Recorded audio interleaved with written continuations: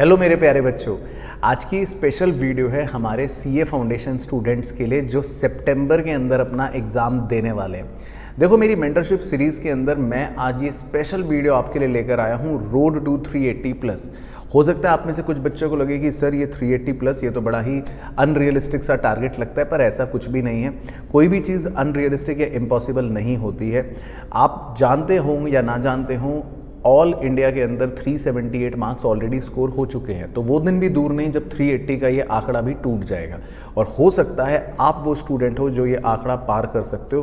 तो ये वीडियो मेरा बनाने का पर्पस बड़ा सिंपल सा है कि मैं इसमें अगले जो 7 हफ्ते हैं उसका एक ऐसा रोड मैप आपको देने वाला हूँ चारों सब्जेक्ट का कि आप इस माइलस्टोन को अचीव कर सकते हो या एटलीस्ट आपका माइंडसेट बहुत ज़्यादा चेंज हो जाएगा। इस वीडियो को एंड तक ध्यान से देखना। दूसरी चीज़, अगर आप जनवरी 2026 या मई 2026 के सीए फाउंडेशन की तैयारी करना चाहते हो हमारी पूरी टीम के साथ अच्छे से, तो उसके हमारे कोर्सेज़ के एनरोलमेंट ऑलरेडी शुरू हो चुके हैं, जिसका मैंने पूरा लिंक में आपको नीचे डिस्क्रिप्शन के अंदर दे रखा है। आप लिंक पर क्लिक कर सकते हैं या हमारे हॉटलाइन नंबर पर सीधा कॉल करके कोई भी क्वेरी है तो पूछ सकते हैं। तो सर वीडियो शुरू करते हैं फटाफट से। देखो, वीडियो एंड तक ज़रूर देखना और अपने सारे सीए फाउंडेशन के दोस्तों के साथ शेयर कर देना। बहुत स्पेशल वीडियो है, बहुत ही ज़्यादा स्पेशल है, क्योंकि इससे ज़रूर आपका माइंडसेट देखो चेंज होने वाला है। सबसे पहले तो बात करता हूँ कि आखिर ये वीडियो गेम चेंजर कैसे। देखो, इस सेशन के अंदर, इस वीडियो सेशन के अंदर मैं आपको बता देता हूँ, आपके पास आपको पता है कि 7 हफ्ते का टाइम बच रहा है, राइट। अब ये 7 हफ्ते जो है ये एक तरह से आपके लिए मेक और ब्रेक के होने वाले हैं। यानी कि अब या तो 7 हफ्तों में आप कुछ ऐसा कर दोगे कि जो आपके फाउंडेशन के मार्क्स को बहुत ऊपर लेकर जा सकता है, या हो सकता है अगर ये 7 हफ्तों में आपने कुछ गड़बड़ कर दी या कुछ घोटाला हो गया तो हो सकता है आपकी जो तैयारी पहले अच्छी भी थी वो शायद ख़राब हो जाए और आपका एग्ज़ाम भी क्लियर ना हो पाए। सॉरी टू से, बट ऐसा हो सकता है। तो ये जो 7 हफ्ते हैं ये आपके लिए मेक और ब्रेक वाले रहने वाले हैं, है ना। सीए की जर्नी आप जानते हो कि ये फाउंडेशन का एग्ज़ाम क्लियर करने से ही शुरू होती है। जो सीए बनने का आपने सपना देखा है वो इसके आगे ही शुरू होगा। तो इसीलिए ये 7 हफ्ते की कीमत आप इस एंगल से सोचना कि मेरे सीए बनने का जो सपना है वो इसी 7 हफ्तों की मेहनत पर डिपेंड करने वाला है, राइट। 380 प्लस जो ऑल इंडिया में अभी तक तो कभी नहीं हुआ, लेकिन आप कर सकते हो, वो अपना टारगेट है। इस बार मैंने बैच के अंदर भी बोलना है और आपको भी बोल रहा हूँ, अगर आपने सुना है तो 380 प्लस टारगेट है और ज़रूर आ सकते हैं। उसी पर आज बात करने वाले हैं। इस सेशन के बाद आपको एक बहुत ही प्रैक्टिकल पाथ मिलेगा, एक क्लियर और फोकस्ड प्लान मैं आपको बताऊंगा कि क्या होने वाला है हर सब्जेक्ट का, किस तरह से आप 380 प्लस तक पहुंच सकते हो रियलिस्टिक तरीके से, राइट। तो ये सेशन बहुत इंपॉर्टेंट है। देखो, सबसे पहले बात करते हैं हम 380 प्लस मार्क्स की। 400 नंबर में से अगर आपको 380 मार्क्स लेकर आने हैं तो दैट मीन्स अगर आप 90 मार्क्स भी लेकर आते हो चारों पेपर में तब भी आपके 380 नहीं आएंगे। तो सुनने में कितना ज़्यादा मुश्किल लग रहा है ऐसे तो कि चारों पेपर में अगर आप 90 भी लेकर आ रहे हो तब भी आप सिर्फ 360 तक पहुंचोगे, राइट। पर अपना टारगेट क्या है? 380। तो 380 का मतलब हो गया कि आपको हर पेपर में 95 प्लस स्कोर करना पड़ेगा। और 95 प्लस स्कोर करने का मतलब है, समझो कि जो सब्जेक्टिव पेपर्स हैं उसमें भी और जो एमसीक्यू बेस्ड पेपर्स हैं उसमें भी। और अगर उसको और बारीकी से समझा जाए तो आपको एमसीक्यू पेपर के अंदर तो 97-98 मार्क्स तक सिक्योर करने पड़ेंगे, सो दैट अगर आपके लॉ में थोड़े से मार्क्स कम भी रहते हैं तो वो कॉम्पनसेट हो सकें। और अकाउंटेंसी भी एक ऐसा सब्जेक्ट है जिसके अंदर आप 99 या 100 मार्क्स सिक्योर कर सकते हो। तो ये चीज़ बहुत ज़्यादा इंपॉर्टेंट यहाँ रहने वाली है। लेकिन देखो, सेशन शुरू करने से पहले मैं सबसे पहले आपको बोलना चाहता हूँ, आप चाहो तो वीडियो क्विट कर दो। आप सोचो कि नहीं, मेरा तो ये टारगेट है ही नहीं, मुझे तो नहीं लाना 380, मैं तो पास होना चाहता हूँ, तो वेरी गुड, ये सेशन आपके लिए है ही नहीं, छोड़ दो। लेकिन इस सेशन में आगे बढ़ने से पहले सबसे पहले आपको अपना वाई क्लियर होना बहुत ज़रूरी है कि मुझे क्यों लाना है 380 या मैं आखिर मेरा टारगेट ज़्यादा क्यों है। जब तक आप उस वाई को नहीं ढूंढ लोगे तो इस सेशन का कोई भी पर्पज़ नहीं है, ये सेशन बेकार है। आपको अपना वाई जो है उसको ज़रूर ढूंढ के रखना है कि मैं क्यों ज़्यादा मार्क्स लेना चाहता हूँ। मैं बता देता हूँ आपको एक अपना रीज़न आपके लिए। अगर आप एक बार ज़्यादा मार्क्स का एम रखते हो तो अगर आप फॉल शॉर्ट भी होगे तब भी वो बहुत अच्छे मार्क्स होंगे एज़ कम्पेयर टू बाकी बच्चे। और हो सकता है अब तो आपको पता है सीए फाउंडेशन के अंदर रैंक्स आनी शुरू हो चुकी हैं, आप डेफिनेटली रैंक वाले बास्केट में फॉल कर सकते हो। और सीए फाउंडेशन में अगर आपकी रैंक आ गई एक बार, तो बिलीव मी जो लेवल ऑफ मोटिवेशन आपको मिलेगा, जो लेवल ऑफ कॉन्फिडेंस आपका बन जाएगा ना खुद ही अपने आप को लेकर, आप रुकोगे नहीं। आप फाउंडेशन रैंक के साथ अगर क्लियर करते हो तो देखना आप इंटर और फाइनल एक अटेम्प्ट में क्लियर कर दोगे, क्योंकि वो इतना ज़बरदस्त मोटिवेशन और कॉन्फिडेंस देता है आपको कि आप वहाँ से खुद ही अपने आप को गिरने नहीं दोगे। आपको पता लग जाएगा कि यार अब तो मेरे को इतनी मेहनत करनी ही करनी है। तो इसीलिए वो वाई अपना ढूंढना बहुत ज़रूरी है, तभी सेशन को आगे देखना। चलो सबसे पहले फर्स्ट पार्ट पे चलता हूँ। जो टॉपर्स होते हैं उनके कुछ कॉमन ट्रेट्स होते हैं, यानी कि चाहे किसी भी दुनिया के किसी भी कोर्स के किसी भी कॉम्पिटिटिव एग्ज़ाम के हम कुछ टॉपर्स के, चुनिंदा टॉपर्स के कॉमन ट्रेट्स अगर उठाएंगे तो आपको देखो क्या चीज़ें मिलेंगी, बस वो फॉलो करने की आपको कोशिश करनी है, right. Number 1, fixed daily study plan. क्या आप ये फॉलो करते हो? आपका एक फिक्स्ड डेली रूटीन है? नहीं है तो अगले 7 हफ्ते में आपका फिक्स्ड डेली रूटीन होना बहुत ज़्यादा ज़रूरी है। Number 2, layered revisions. बहुत सारे बच्चे रिवीजन को इग्नोर मारते हैं। आप थोड़ा सा पढ़ते हो, ये मत सोचो यार मैंने तो थोड़ा सा ही पढ़ा है, डजेंट मैटर। अगर वो थोड़ा सा पढ़ा है उसको दोबारा रिवाइज करो, अगले दिन उसको दोबारा रिवाइज करो, 7 दिन बाद उसको दोबारा रिवाइज करो, उसके बाद। यानी कि लेयर्स में रिवीजन होते रहना चाहिए बार बार। ये एक सबसे बड़ा पॉइंट है अगर आप अच्छा मार्क्स सिक्योर करना चाहते हो। तीसरी चीज़ जो आप इग्नोर ही नहीं कर सकते सीए के अंदर, वो है रिटन प्रैक्टिस। चाहे लॉ हो, चाहे मैथ्स हो, चाहे अकाउंट्स हो, हर पेपर में आपको लिखित प्रैक्टिस करनी ही करनी है। बहुत सारे बच्चे सिर्फ वीडियोस देख रहे हैं, लर्निंग तो ले रहे हैं ऐसा वो सोच रहे हैं, लेकिन लिख नहीं रहे, गलती। तीसरा, PYQ सॉल्व करने हैं MCQ एग्ज़ाम्स में खासकर, और लास्ट के अंदर मॉक पेपर, जो मैं बताऊंगा अभी आगे स्ट्रेटेजी में। ये हर टॉपर कहता है कि मैंने sample papers, mock paper solve करें, बिना उसके काम नहीं हो सकता। सबसे important, consistency greater than talent. आप में टैलेंट बहुत है पर आप कंसिस्टेंट नहीं हो तो कहीं तक नहीं पहुंच पाओगे। लेकिन अगर आप में टैलेंट चाहे कम हो, कंसिस्टेंट आप ज़बरदस्त हो तो आप बहुत आगे तक पहुंच जाओगे। सेम चीज़ इस फाउंडेशन एग्ज़ाम में या हर एग्ज़ाम में लागू होती है, इस बात का तो ज़रूर ध्यान रखना। और टॉपर सबसे ज़्यादा क्या करते हैं? अपनी गलतियों से सीखते हैं। आप देखो, आप सब क्लास 12th पास आउट्स हो, है ना, आपको खुद पता है, इतने समझदार हो चुके हो कि आप क्या गलतियां करते हो या क्या गलतियां कर रहे हो। उनसे सीखना है, उन्हें रिपीट नहीं करना। अगर आप अपनी वही गलतियां रिपीट कर रहे हो तो दैट मीन्स फिर आप इस 380+ वाले टारगेट को या किसी भी अपने टारगेट को फिर अचीव नहीं कर पाओगे। फिर इसका मतलब आप उसी लूप में घूमते रहोगे। तो अगर आपने इन 6 बातों को भी डेडिकेटेडली फॉलो कर लिया तो देखो आप ऑटोमेटिकली ऊपर पहुँच जाओगे, बाकी भीड़ से आगे निकल जाओगे। तो ये तो हो गया पहला पार्ट। सेकेंड पार्ट, अब आपके लिए देखो एक ब्रेकडाउन लेकर आया हूँ बहुत ही ज़बरदस्त, ठीक है। रिवर्स इंजीनियरिंग इसको आप कह सकते हो कि हर सब्जेक्ट की अपनी एक रिक्वायरमेंट होती है। अगर हम वो पूरा कर लेंगे तो हम उस सब्जेक्ट में अच्छे हो जाएंगे, है ना।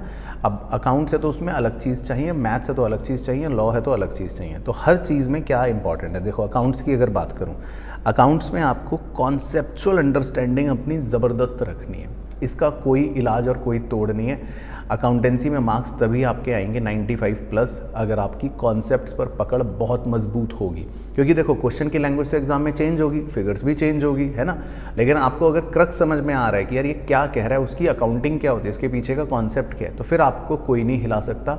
मतलब अंगद ने जैसे पैर रखा था लंका में जाके जिसको कोई नहीं हिला पाया था, वैसे ही आपका अकाउंट्स में कॉन्सेप्ट इतना तगड़ा होना चाहिए कि क्वेश्चन चाहे कुछ भी आ जाए आपको कोई डर ही नहीं, आपको कोई खौफ ही नहीं, क्योंकि आपको पता है भाई मुझे तो कॉन्सेप्ट आते हैं, क्वेश्चन जैसा मर्जी दे कॉन्सेप्ट तो लगा ही दूंगा ना मैं, फिगर्स चेंज भी हो गई तो क्या टेंशन है। और प्रेजेंटेशन बहुत इंपॉर्टेंट है। अगर आप हाई मार्क्स स्कोर करना चाहते हो तो ICAI के मटेरियल के सॉल्यूशंस बहुत अच्छे से देखो, हर एक चीज़ देखो, वो हेडिंग कैसे डाल रहे हैं, लाइनें कैसे बना रहे हैं, लिख कैसे रहे हैं, नरेशन कैसे कर रहे हैं, कितना गैप छोड़ रहे हैं, फिगर कैसे लिख रहे हैं, डबल अंडरलाइन कर रहे हैं, मतलब एक एक चीज़ की बारीकी को देखो। ट्रू फॉल्स कैसे लिख रहे हैं, थ्योरी कैसे लिख रहे हैं, ट्रू फॉल्स का रीज़न कैसे बताते हैं। प्रेजेंटेशन यानी कि ओवरऑल बहुत इंपॉर्टेंट है। तो अकाउंट्स में मार्क्स आपके सिक्योर करवाने में हेल्प करेगी चीज़, ठीक है।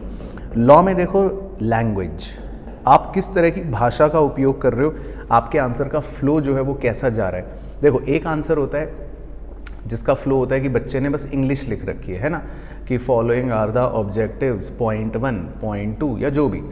एक लैंग्वेज होती है प्रोफेशनल लैंग्वेज, जिसको पढ़ते ही लगेगा कि यार ये तो बच्चे ने लॉ की लैंग्वेज लिख रखी है, कहीं ये लॉयर तो नहीं आ गया कोई।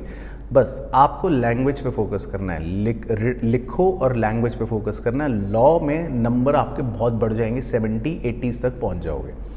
क्यूए की बात करें, एमसीक्यू प्रैक्टिस पे प्रैक्टिस करनी है, प्रैक्टिस पे प्रैक्टिस करनी है। स्पीड गेम है, सारा आप जानते हो। बस की पॉइंट इसका ध्यान रखो कि वैरायटी ऑफ क्वेश्चंस पकड़ लो। इसीलिए मैंने कहा था एमसीक्यू पेपर में पीवाईक्यूज इंपॉर्टेंट है। तो जितने वैरायटी क्वेश्चंस करोगे आप क्यूए के अंदर, वो सबसे ज़्यादा हेल्पफुल रहने वाले हैं। और same goes for economics. Economics में मैं आपको देता ही हूँ स्कैनर बुक, पिछले 20 अटैम्प्ट के चैप्टर वाइज एमसीक्यूज़ है, सारे कर डालो, 1 बार 2 बार 3 बार देखते रहो, मोर देन सफिशेंट है। और नोट्स की रीडिंग लेते रहो, तो इकोनॉमिक्स आपका पूरा का पूरा सॉर्टेड रहेगा। तो ये देखो हर सब्जेक्ट का ब्रेकडाउन है जो आपके लिए बहुत ज़रूरी है, राइट। ये पार्ट हो गया। इसके बाद देखो अब आपको क्या करना है, सबसे इंपॉर्टेंट चीज़ देखो, कॉन्सेप्ट मैंने आपको बता ही दिया। 1 से 2 हफ्ते जो रखने हैं आपको, अब वो आपको रखने हैं अपनी कॉन्सेप्ट बिल्डिंग के, और कम से कम 1 घंटा मैं बाद में भी बताऊंगा एमसीक्यू की प्रैक्टिस के। तो अपना फोकस इस तरह से रखना कि मेरे को ना 1 से 2 हफ्ते जो है, अगले 14-15 दिन, अब मैं अपने कॉन्सेप्ट्स बिल्ड करूंगा। हर चीज़ जो भी मैंने अभी नहीं पढ़ रखी है, जो भी पढ़ रखी है, उसमें परफेक्ट होने की कोशिश करूंगा, और साथ साथ 1-2 घंटा एमसीक्यू की प्रैक्टिस करता रहूँगा। वीक 3 और 4 पे जब जाओगे तब तक आपका फुल सिलेबस का कंप्लीशन हो जाएगा, लगभग आज से 3 हफ्ते के बाद, और एक राउंड ऑफ रिवीजन करने की आप शुरुआत कर देना। उसके बाद जो वीक 5 होगा उसमें आपको पेपर्स की प्रैक्टिस करनी है। कोशिश कर लो कुछ पीवाईक्यू पेपर्स देख सकते हो हर सब्जेक्ट के। और वीक 6 जो होगा वो रखो सिर्फ अपने मॉक्स के लिए, वो बहुत इंपॉर्टेंट है, क्योंकि वो आपके एग्ज़ाम से पहले का बस एक आखिरी हफ्ता है, तो उसमें सिर्फ आपको मॉक प्रैक्टिस करनी है। और जो 7वां हफ्ता होगा, यानी कि लास्ट वीक होगा, उसमें तो सिर्फ आपको अपनी कॉन्सेप्चुअल पॉलिशिंग करनी है, अपने आप को कॉन्फिडेंस देना है, बिल्ड करना है। जो हो जाएगा जब आप अच्छे से मॉक्स दोगे, पीवाईक्यूज़ देखोगे, तो आपको खुद ही कॉन्फिडेंस आ जाएगा कि आप ऊपर तक पहुंच रहे हो, ठीक है ना। तो ये स्टेप्स बाय स्टेप अगर आप फॉलो करते हो प्रोसेस, तो देखना आपको कहीं ना कहीं इसका ज़बरदस्त फ़ायदा मिलने वाला है। अब देखो, अब आता हूँ आपके डेली रूटीन पर। डेली रूटीन वैसे तो बहुत ही सब्जेक्टिव मैटर है ना। इतने सारे बच्चे वीडियोस देख रहे होंगे, अब मैं कहाँ कहाँ सबका डेली रूटीन बताता रहूँगा, है ना। अब 1-on-1 बैठूंगा तो मैं आपको जानकर आपका डेली रूटीन बता दूँ, लेकिन क्रक्स बता देता हूँ डेली रूटीन में रखना क्या है। देखो, कम से कम 3 स्टडी स्लॉट्स बनाओ आप, है ना, लंबे वाले, जिसमें आपको पता है कि मैं एक सेटिंग में पढ़ता हूँ। ये मेरा एक स्टडी स्लॉट बन गया, 2 घंटे का, 2 घंटे का या 3 घंटे का, इस तरह से।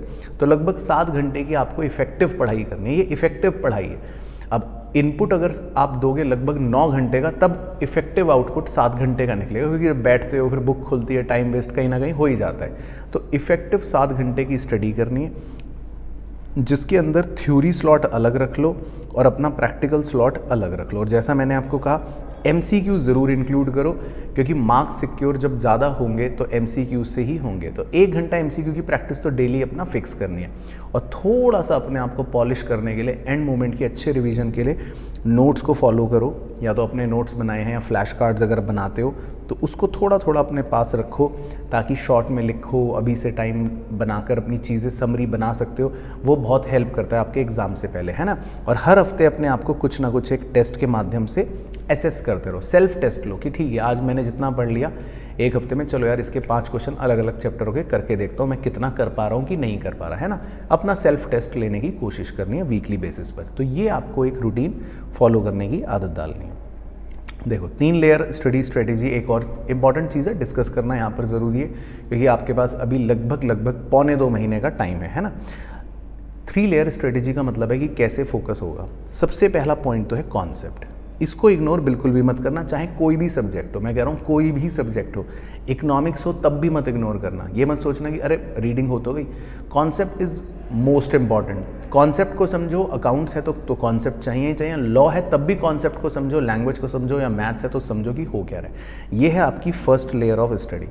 कॉन्सेप्ट्स में जब आप तगड़े हो जाओ, आपको लगे कि हाँ अब समझ तो मुझे आ चुका है, फिर आता है नंबर 2 नोट्स और एमसीक्यू की प्रैक्टिस का। सब्जेक्टिव पेपर है तो नोट्स मेकिंग करो या नोट्स से पढ़ो, देखो, अपना प्रैक्टिस करो। और एमसीक्यू पेपर है तो स्पीड के लिए एमसीक्यू ज़्यादा प्रैक्टिस करो। ये हो गया लेयर 2।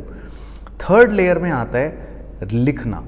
अगर आपने लिखा नहीं, सिर्फ नोट्स पढ़ लिए, ऊपर से देख लिया, वीडियोस देख ली, तो सब कुछ फेल हो जाएगा, फ्लॉप हो जाएगा। लिखना बहुत ज़रूरी है, कम से कम 2 से 3 घंटा डेली लिखना है, इंक्लूडिंग MCQ प्रैक्टिस। और लास्ट में मैंने आपको बताई दिया मॉक। तो ये थर्ड लेयर ऑफ स्टडी होगी। तो 3 चीज़ जो है वो हर लूप में घुमाते रहो। अगर आपके पास टाइम है या आपको लगता है कि हाँ मेरा सिलेबस हो रहा है या पढ़ाई अच्छी चल रही है, तो इसको हर सब्जेक्ट के लिए आपको रिपीट करते रहना है, ठीक है। तो इससे क्या होगा कि हर सब्जेक्ट आपका पक्का हो जाएगा, क्योंकि अगर टारगेट 380 प्लस है तो आपको हर सब्जेक्ट को इक्वली ऊपर तक लेकर जाना पड़ेगा। आप ये नहीं सोच सकते कि चलो यार मैं अकाउंट्स में तो अच्छा हूँ, लॉ में मैं कर लूँगा, या मैथ्स में मैं अच्छा हूँ, इको में मैं कर लूँगा। ऐसा नहीं होगा, फिर तो चारों सब्जेक्ट में आपको बराबर मेहनत करके ऊपर तक लेकर जाना ही पड़ेगा, राइट। देखो ये बहुत इंपॉर्टेंट है सेशन का अपना, चाहे ऊपर की सारी बातें करो या ना करो, कम करो, कोई मैटर नहीं करता, पर ये गलती ही अवॉइड कर लेना कम से कम, तो भी आप देखना आप बहुत ऊपर तक पहुंच जाओगे, आपके मार्क्स खिंच जाएंगे। सबसे ज़्यादा गलती बच्चे करते हैं टू मच कंटेंट, जे ये भी, जे वो भी, जे ये भी, जे वहाँ का भी, जे यहाँ का भी, लगे पड़े हैं, कोई ज़रूरत नहीं है। एक मटेरियल पर स्टिक रहो। मैं सिंपल बता रहा हूँ, अगर आप सेल्फ स्टडी कर रहे हो तो ICAI का मटेरियल कर लो, अगर आप कोचिंग क्लासेस कर रहे हो तो कोचिंग का मटेरियल कर लो। मतलब कि जहाँ से भी पढ़ रहे हो, जो भी पढ़ रहे हो, एक मटेरियल पर स्टिक करना है। टू मच कंटेंट से पैरालिसिस ही होगा और कुछ नहीं होगा, तो उससे बच के रहना, ठीक है। कुछ बच्चे गलती कर रहे हैं, सिर्फ वीडियोस पे वीडियोस चल रही हैं दिन भर, तो वीडियोस तो चल रही है मेरे दोस्त, लर्निंग कुछ नहीं हो रही। मज़ा तो आ रहा है 2x में सुनने में, लग तो ऐसा रहा है कि हा सब कुछ समझ आ रहा है, बड़ा अच्छा लग रहा है, लेकिन मेरे भाई लर्निंग नहीं होती। लर्निंग का एक प्रोसेस होता है साइंटिफिक, जो आपको जब अप्लाई करते हो तभी होती है असली। सुन के तो बस क्या है, वो तो एक लिसनिंग हो रही है। Learning is different, listening is different. ध्यान से सुनना मेरी बात को, ठीक है ना। तो लर्निंग नहीं हो रही तो खाली वीडियोस मत देखो, लिख कर प्रैक्टिस करो, एनालिटिकल तरीके से पढ़ाई करो, तभी फ़ायदा होगा, है ना।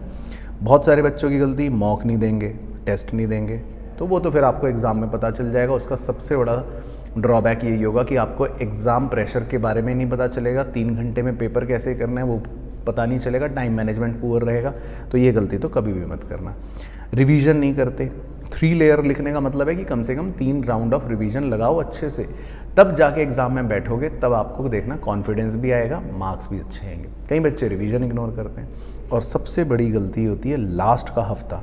ये सबसे बड़ा माइंडसेट गेम है CA का एग्ज़ाम चाहे कह लो आप, क्योंकि इसमें स्ट्रेस होता है। और लास्ट के हफ्ते में जब स्ट्रेस होता है तो आप इर्रेशनल बिहेव करते हो। आप या तो कहते हो छोड़ो छोड़ो, अब छोड़ो, जितना हो गया छोड़ो, ये नहीं मैं कर रहा, वो नहीं मैं कर रहा, ये नहीं आएगा, वो नहीं आएगा, जुआ खेलते हो, फिर एग्ज़ाम में फंस जाते हो। तो लास्ट का हफ्ता बहुत बड़ा एक मेंटल गेम है, उस स्ट्रेस से आपको बचना है, जिसके लिए मैं ऑब्वियसली वीडियोज़ में आपको बताऊँगा भी, लेकिन एटलीस्ट ध्यान रखना ये गलती आप मत करना, ठीक है। तो ये बहुत ज़रूरी है, ये चीज़ें मत करना। बाकी इसके अलावा मैंने कुछ चुनिंदा बच्चों के लिए एक टूल किट बताई है, क्या आप ज़रूर कर सकते हो। कहोगे तो इस पर भी एक अलग से डेमो दिखा दूंगा। टूल किट का मतलब है कि देखो अब आपको करना क्या है, 7 हफ्तों के लिए सबसे पहले एक ट्रैकर शीट अपनी बना कर रखो। ट्रैकर शीट का मतलब है डेली की डेट लिख लो, टाइमिंग लिख लो, स्लॉट। अब आपने किस में कितनी पढ़ाई करी, क्या पढ़ रहे हो, वो लिखते चलो, है ना। ये बहुत ज़रूरी है, क्योंकि ट्रैकर रखना अब बहुत ज़्यादा ज़रूरी है। तब आपको दिन के एंड में खुद पता चलेगा कि अरे मैंने तो सोचा तो कुछ था, हुआ तो यार बहुत कम। ये पहले दिन ही देखो आपकी बत्ती गुल हो जाएगी, आपको आईना दिख जाएगा कि यार ये तो बहुत बड़ा, मतलब मेरे साथ गड़बड़ चल रही है, सोचता कुछ हूँ हो कुछ रहा है। तो सबसे पहले एक ट्रैकर शीट मेंटेन करो, एक्सेल फाइल में, जैसे मन करे वैसे कर लो। डेली का डेली डेट लिखकर हर टाइमिंग में क्या क्या पढ़ते जा रहे हो वो लिखते चलो, ठीक है ना। प्लानर पहले से एक रात पहले बना कर रखो डेली का, कि मुझे रोज़ क्या पढ़ना है, एक दिन पहले डिसाइड होना चाहिए। सुबह उठ के टाइम वेस्ट ना हो, ये मत सोचो कि मेरे को आज क्या पढ़ना है, ठीक है। तो वो भी बहुत ज़रूरी है। तीसरी चीज़ मैंने आपको पहले बताई थी, कोशिश करो अपने नोट्स या कुछ फ्लैश कार्ड्स बनाने की, बाद में बहुत हेल्पफुल होते हैं, क्योंकि अपने हाथ से बनाई हुई चीज़ का एक रिटेंशन ही अलग होता है। बाकी तो किसी से भी मांग लोगे, फोटोकॉपी ले लोगे, मोबाइल पे फ़ोटो खींच लोगे, उससे रिटेंशन उतनी नहीं होगी जितनी खुद के नोट्स या फ्लैश कार्ड से होगी, है ना।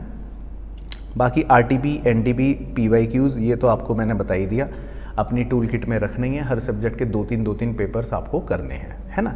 और एक कोई अकाउंटेबिलिटी पार्टनर आप ढूंढ सकते हो जो आपको मतलब मोटिवेट करे, पुश करे, जो आपसे पूछता रहे कि यार कितना हो गया, यहाँ तक हमें करना है। लेकिन ये बहुत ही सतर्कता से ढूंढना पड़ेगा, क्योंकि बहुत सारे आज के ज़माने में आपके सो कॉल्ड फ्रेंड्स हो सकते हैं जो शायद ना चाहते हो कि आप आगे बढ़े, है ना। तो हो सकता है कि ऐसे गलत फ्रेंड्स के साथ आप संगत में आओ, तो उल्टा इफेक्ट पड़ जाए। तो बड़े सोच समझ के ऐसे पार्टनर को चुने जो वाकई में आपको मोटिवेट करे, जो वाकई में आपको पुश करे। आप अगर टाइम वेस्ट कर रहे हो तो वो आपको सही राह पर लेकर जाए। जो भी आपको लगता है कि ये मेरे से फालतू बातें कर रहा है, जो इस तरह की बातें कर रहा है, भाई छोड़ना क्या होता है, कुछ नहीं फ़र्क पड़ता, एक अटेम्प्ट दे भी दिया, कोई नहीं अगले में हो जाएगा, या जो इस तरह की बातें कर रहा है, भाई मैंने तो कुछ भी नहीं पढ़ा, मुझे तो कुछ भी नहीं आता, तो ये सब झूठ है, ढोंग है, इनसे आप बच के रहना, पहले ही टाटा बाय बाय करके रख देना, ठीक है ना। तो इन चीज़ों का ज़रूर ध्यान रखना। तो बस यही मुझे कहना था मेनली। तो आज के इस छोटे से प्यारे से सेशन में आई होप आपने एंजॉय करा हो। तो बहुत बहुत धन्यवाद आप सभी का। अगर आपने वीडियो एंड तक देखी है, नहीं देखी तब भी कोई बात नहीं, तब भी धन्यवाद। और मेरी तरफ से आपको बहुत बहुत बहुत सारी बेस्ट विशेज़ है आपके एग्ज़ाम के लिए, और ब्लेसिंग्स भी हैं। बस यही बोलना चाहूँगा, इस वीडियो में जो बातें मैंने बताई उनको इम्प्लीमेंट करके देखना और ज़रूर करना। 7 वीक्स हैं आपके पास, बट ये 7 वीक्स 101% आप देखना वर्थ इट हो जाएंगे। एक बार अगर आपके फाउंडेशन में रैंक आ गई या 380 प्लस मार्क्स का जो टारगेट आप रख रहे हो उसको एंड तक बरकरार बना कर रखना, राइट। तो इसी नोट पे वीडियो को एंड करता हूँ और उम्मीद करता हूँ आपको वीडियो अच्छी लगी हो, पावरफुल है, और ऐसी ही मोस्ट पावरफुल और इन्फॉर्मेशनल वीडियोस आपके लिए आती रहेंगी। चैनल को सब्सक्राइब कर लेना फटाफट से अगर अभी तक नहीं करा है तो। बाकी तो मुलाकात करूँगा आपसे, तब तक अपना ध्यान रखना, मस्त रहना और स्वस्थ रहना।